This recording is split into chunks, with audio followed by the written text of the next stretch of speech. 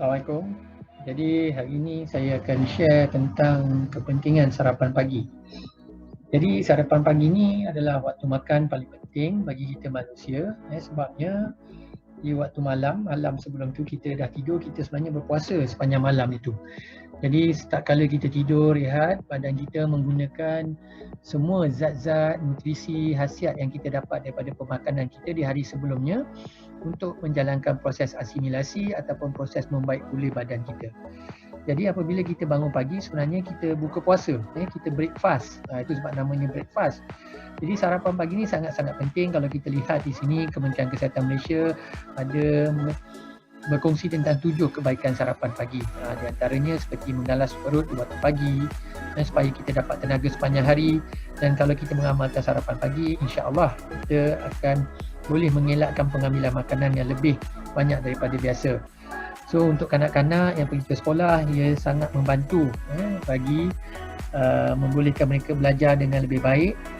Dan kalau kita bersarapan sekeluarga, boleh mengeratkan hubungan antara keluarga, memastikan tahap metabolisme badan kita dalam keadaan optimum, dan yang paling penting membekalkan nutrien yang diperlukan oleh tubuh badan kita.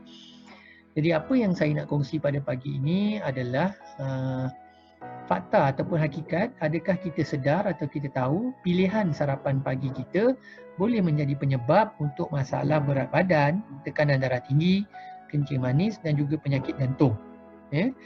Jadi ini sangat-sangat berbahaya. Sebab apakah pilihan sarapan kita setiap pagi? Jadi kalau kita lihat sini, kalau kita ambil sarapan biasa. Sarapan biasa ni adalah biasanya sarapan yang kegemaran kita lah, rakyat Malaysia. Siapa tak suka roti canai, nasi lemak, mihun, bihun, mi goreng, kuih muih dan sebagainya. Cuma sarapan biasa macam ini biasanya kalorinya tinggi, proteinnya rendah, nutritionnya pun rendah. Ada juga di antara kita yang tidak bersarapan. So kesan tak sarapan ni tiada kalori, maknanya kurang tenaga, tiada protein, tiada nutrien yang masuk. Jadi pilihan yang terbaik adalah sarapan sihat yang mana kalori yang kita ambil adalah seimbang, tidak melebihi 300 kalori, dan kita memastikan ada protein dan juga nutrisi yang seimbang yang kita dapat di awal waktu pagi. Jom kita lihat apakah kesan-kesannya. Untuk sarapan biasa, kalau kata kita ambil sarapan biasa seperti nasi lemak, roti canai, bihun dan sebagainya, kalau kita tengok graf di sini, pertama sekali paras gula kita akan melonjak. Paras gula akan naik macam roket. So apa berlaku? Pankreas terpaksa bekerja kuat. So pankreas terpaksa melepaskan insulin berlebihan untuk keluarkan gula daripada darah. Jadi gula yang berlebihan ni akan ditukar menjadi lemak. Itu yang datang kita punya spare tire tu. Jadi kesannya apa? Jadi bila gula tu telah dikeluarkan, sugar level kita akan pergi ke bawah, kita akan rasa lapar balik. Waktu itu yang kita mula mencari roti, biskut dan sebagainya. So bayangkan proses ni berulang 2-3 kali sehari. Jadi kesan jangka masa panjang, kalau inilah amalan kita 10, 20, 30 tahun, itu yang kita lihat, kita akan ada masalah berat badan, kencing manis, darah tinggi dan juga penyakit jantung. Ini puncanya daripada sarapan kita. So keadaan juga tidak sihat kalau kata kita tidak bersarapan. Hari ini ramai orang tak bersarapan. Sebab apa? Nak cepat. Mungkin nak masuk kelas, nak pergi office dan sebagainya. Kalau kata pelajar IPT mungkin nak jimat. Tak sarapan tapi ambil lunch sekaligus, dia panggil brunch. So apa berlaku? Jadi kita kena faham, bila kita bangun pagi sebenarnya badan kita memerlukan khasiat. Dia memerlukan nutrisi sebab dia dah bekerja keras malam tu repair. So kalau kita bangun pagi, kita tak bagi dia apa-apa, paras gula kita akan pergi bawah normal. Pergi bawah normal. Itu yang sebab pukul 10-11 pagi perut kita akan berbunyi krok-krak. Dan kalau kita pergi kedai, kantin dan sebagainya, semua benda nampak sedap. Dan kalau kata kita nak makan nasi terus, itu sebab kalau kita minta nasi, bila orang tu letak nasi atas pinggan, kita cakap, "Kak, boleh tak tolong tambah lagi?" Sebab apa? Waktu tu nafsu makan kita melonjak. So bila kita makan nasi, mungkin kalau kita makan roti canai, biasa sekeping dia jadi 2 keping. Kalau kita makan nasi lemak boleh top up lagi. So apa berlaku? Gula akan melonjak macam roket juga. Gula akan naik. Kita tengok daripada graf tu. So pankreas bekerja keras lagi sekali, mengeluarkan insulin berlebihan. Sebab apa? Dia kena turunkan paras gula. So gula yang berlebihan ni akan ditukar menjadi lemak. So kesannya adalah proses ini akan berlaku sekali lagi. Sebab apa? Kita akan rasa lapar balik lepas 2-3 jam, kita pun start makan balik. So bayangkan 2-3 kali kita buat proses yang sama. Jadi kesan jangka masa panjang, kalau anda tak bersarapan, kemungkinan besar ada masalah berat badan, kencing manis, darah tinggi dan juga penyakit jantung. Jadi sarapan yang terbaik adalah sarapan sihat. Sarapan sihat ni adalah sarapan yang mana tidak menyebabkan paras gula kita melonjak.